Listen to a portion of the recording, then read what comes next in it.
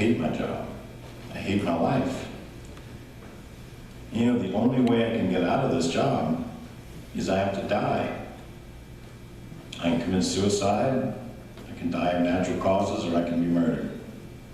And no matter how I go, I end up in hell. Now, when I first started, I wasn't sure hell existed. Now I'm starting to think maybe it is real. And if Satan is real, and I verified Satan was real, then God has to be real. And if hell is real, then heaven could be real. So I'm going to plot an escape. I'm going to pilfer a little money out of my account because they watch everything I do. I plotted an escape for about 8 months. I then drove to a Satanic doctor, but I didn't get off the highway. I just kept going, ran until I ran out of gas. Then I sold my car for scrap, got a Greyhound bus ticket, and tried to get into Canada. Because for some reason, I thought Satan wasn't in Canada. Perhaps I still was not the sharpest tack. You know, now if you look at Canada, I think Satan's running Canada. So I tried to get into Canada and I failed. And they rejected me and said I could go anywhere in the United States that Greyhound goes. So I did the Protestant thing. I opened up an atlas, closed my eyes, put my finger down, and said, what does God want to tell me today? Oklahoma.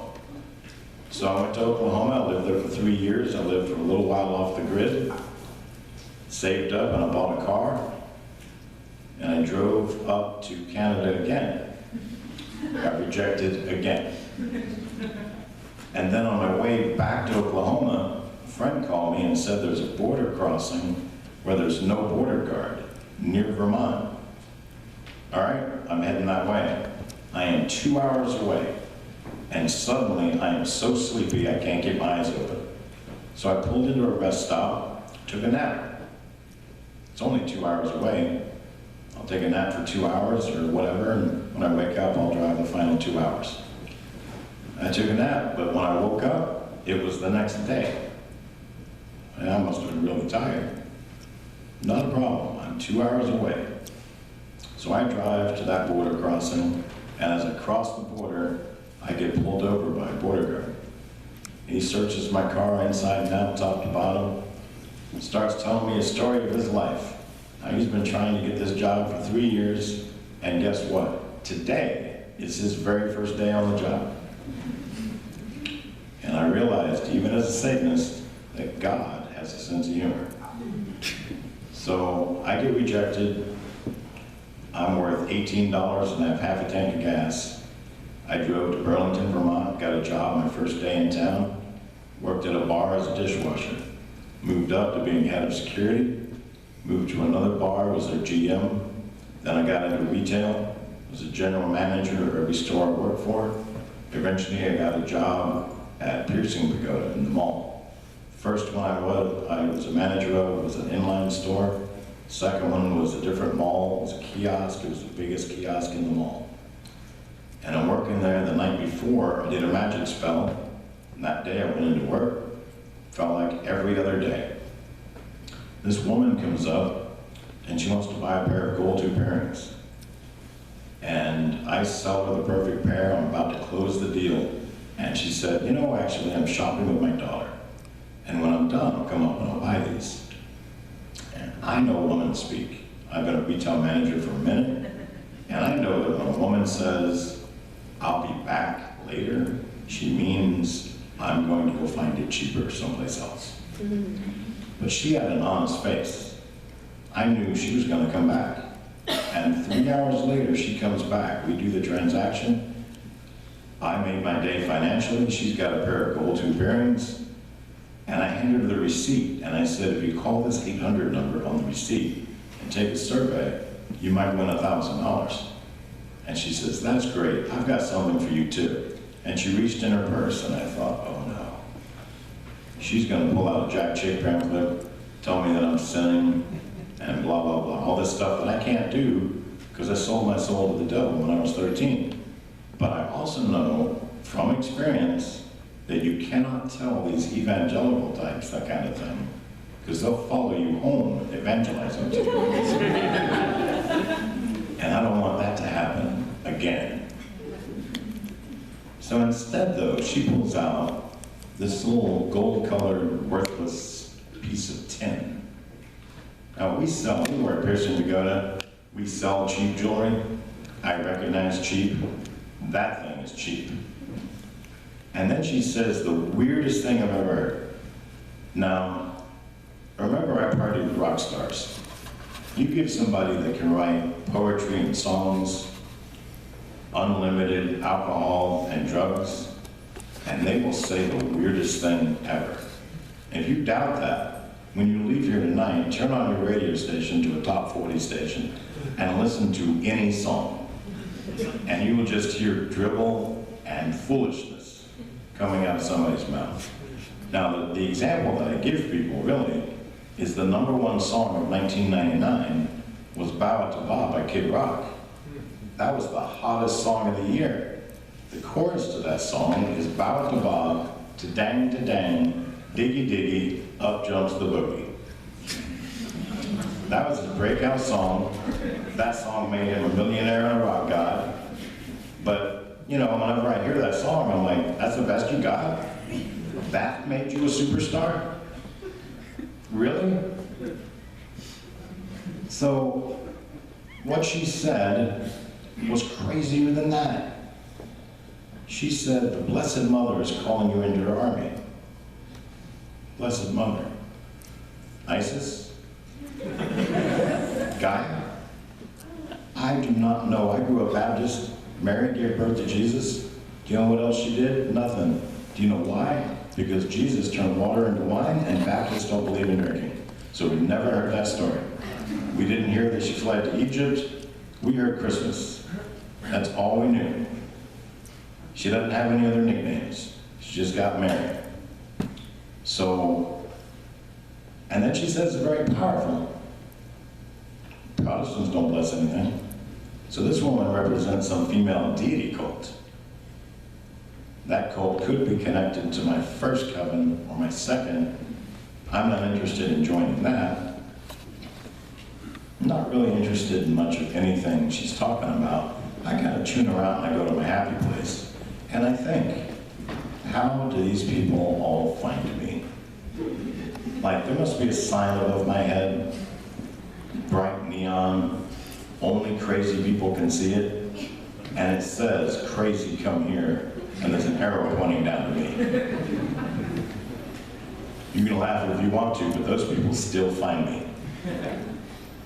So, after a while, I noticed, you know, she made my day financially. She's got gold. Why hasn't she walked away? So I tuned her back in, and I hear her say again, it's very powerful. No, it's not. I used to be the High Wizard. When you make the High Wizard, you're the High Wizard for life. You gotta die to not be the High Wizard anymore. You know, and I think this is a challenge, a direct challenge to me. You're trying to tell me this worthless gold-colored piece of tin, this blessed miraculous medal, is powerful. This can't touch me. There's no power to this. There's no mystique to this. I'm gonna take this in my hand. I'm gonna clench my fist around it. I'm gonna feel that it has nothing. I'm gonna toss it on my floor, slam it on my counter, and I'm gonna tell you it's worthless. And if you get mad and wanna return the jewelry and get your money back, I'll gladly make that exchange. I'll even give you my regional manager's phone number. You can call her and complain about me if you want, because she's not gonna believe that. My sales are off the charts. I have better sales than anybody in my region. So let's go ahead and do this transaction. Let's see what happens. She drops it in my hand. She's all giddy because I'm willing to take it. I take it in my fist and I clench my fist around it, all ready to tell her these things, except when I do, my mall and my store completely disappeared. I'm standing in a darkened void. This woman, Mary Ann Wickman, is telling me about the magic spell I did last night, and that's of the devil. And I've helped split over 100 churches, and that's of the devil. And I've done over 100 abortions, and that's of the devil. And she tells me about 9 or 10 other sins I've committed, no one knows that I've done, and she ends all of them with, and that's of the devil. Now, when she first gave it to me, and I'm in this darkened void, I wanted to let go. But what happens if I fall through this darkened void and don't find my way home? What do I do? But now that she's telling me all this stuff, let's go back to, there's between 2 and 5 high wizards in the world. The number could be as low as 1 or as high as 10. I could have been the only one high wizard out of 7 billion people. My magic was 91% accurate. I was the most successful high wizard at the time that I was a high wizard, but I did not have the power to give somebody a worthless gold-colored piece of tin, transport both of us to a darkened void, and know all their sins. Her magic is stronger than my magic. I don't know what to do. I'm almost panicking. I have lost my voice. I have lost my mind, practically. I don't know what to do. I'm the high wizard, and I do not know what to do. And then she says again, the Blessed Mother is calling you into her army. And instantly, I knew that was the Mother of God. A strange revelation for a former Baptist. We would rather shoot ourselves in the face with a shotgun than say Mother of God. And when I realized it was the Mother of God, Mary appeared. And she was the prettiest woman I have ever seen. And she smiled at me. I was acutely aware of my 146 assisted abortions. And I knew I didn't deserve that smile. And she took me by the hand with the medal in it, and she turned me around. Divine Mercy Jesus was standing behind me. I didn't know what Divine Mercy was. I've got these rays of light shooting under me and around me and through me. And in that instant, I knew I did not sell my soul to the devil when I was 13. I knew that Jesus Christ was my Lord and Savior. I knew all my magic, my occult, my Satanism, and my New Age was false. And I knew everything Catholic was truth. And the Blessed Mother told me my job was to help her end abortion. I opened my hand and I was back in my store, back in my mall. This woman, Marianne Wickman, is still talking to me. She tells me that she's Father Joe Whalen's personal assistant in the St. Raphael Healing Oil Ministry, that he's the busiest priest in the world, and she's the personal assistant. He doesn't even have time to talk to her. While she's talking to me, her cell phone rings, and she looks at it. She goes, Father Joe, we got to take the call. I was like, hey, just explain. Well, go ahead. So at that time, Father Joe was going deaf. So when he talked like everybody was going deaf. So I heard everything he said on the phone. She says, hello, Father Joe, what can I help you with? Can you hand the phone to the young man you're talking to? She's like, sure. She hands me the phone. I was like, yes. Welcome to the faith. Hand the phone back to Marianne. And we got 2 more phone calls like that. Her daughter came up to the counter. She said, could you go out to the truck, bring this man 1 of each of everything? So her daughter runs out to the truck. Now, I wasn't Catholic yet and didn't know anything about the Catholic Church. I didn't know what 1 of each of everything meant. She suddenly comes back with a paper grocery bag that has full of pamphlets. Why do Catholics do this or believe that? Catholic Bible, and like 125 Lighthouse Catholic media discs. And then I went home, my wife was inside doing the dishes, and I opened the door, and I said, guess what, honey? I'm Catholic now. My wife had grown up Jehovah's Witness, and as a Jehovah's Witness, she got disfellowshipped. It's kind of like being excommunicated. And she was mad at me overnight, but the next day, she went with me to Catholic Mass. I found out where that woman went, and I went to her church. And at the first Mass, at the consecration, I saw Jesus. And I thought everybody in the room saw the same thing. I thought if you were Catholic, you saw this. And I asked my wife, I said, did you see that? She goes, what? said, that man up there on the stage. She said, that's the priest. I said, no, the other guy. She was like, I don't see anything. I said, you don't see it because you're not Catholic.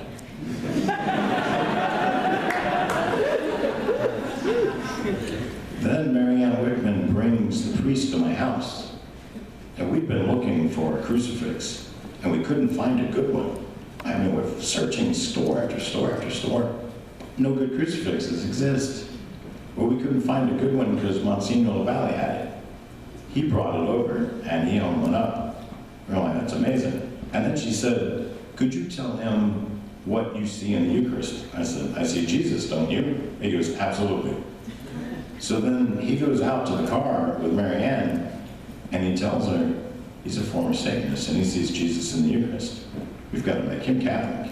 He's got Catholic written all over him. So instead of going to RCIA, my instruction was going to Monsignor LaValle. Anywhere from 30 minutes to 3 hours a day. Anywhere from 1 day to 7 days a week. Same time as that, I found out there's a place called Perpetual Adoration. And Perpetual Adoration, you can go see Jesus anytime. And I said, is there a line for that? Is there a sign-up sheet? Do I like add my name and phone number to a sheet, and then you call me 6 months to a year later and tell me it's my turn? No, you just go. I was like, no, that can't be. There's a line to get in to see Elvis. He's been dead over 40 years. So I go. Shock number one. We were the only other car in the parking lot. Shock number two. There's no line to get in. Shock number three. In the chapel is me, my wife, Jesus, and some strange woman that we've never seen before. She looks up like a deer in the headlights and starts packing as fast as she can go. I mean, if this was an Olympic event, she got gold. And she said, you can't leave till somebody else comes in, and bam, she runs out the door. And I thought, why would I leave? I'm in a room with Jesus. That became my regular hangout. I was there anywhere from 30 minutes to 18 hours a day. I will be honest with you and tell you it's the most comfortable sleep I ever received. I was loving that. I thought I was coming into the church fairly quickly. I ended up coming into the church in May. I was going to adoration so often. And I remember one day when I was in there that Mary asked me to help her end abortion. So Jesus is right there. I said, got a question for you. Your mom told me that I had to help her end abortion. I can stop myself from doing them. I can't stop the whole world from doing them. So he said, wait a minute. Okay. So I waited about a minute. Mary showed up. What she said was very short, very profound. She said, use what you know. And she left. Use what I know. Well, I know abortion is a satanic sacrifice. I know that the blood from abortions fuels Satan's machine. Okay? I know that the holiest tool that the church has is the Mass. I know that if you bring Jesus to an event, to any event, and it's a bad event, you will have a serious smackdown of whatever demons are there. I know that the second most powerful tool we have is the rosary, because that stopped me from doing abortions. I know that the most powerful image, one of the most powerful images we have, is Our Lady of Guadalupe. She's pregnant with Jesus. I know that an exorcism will foul a lot of things up if you're the bad guy. And suddenly I knew how to shut down abortion clinics. And I started telling people. And I I started doing this. I was going to be a DVD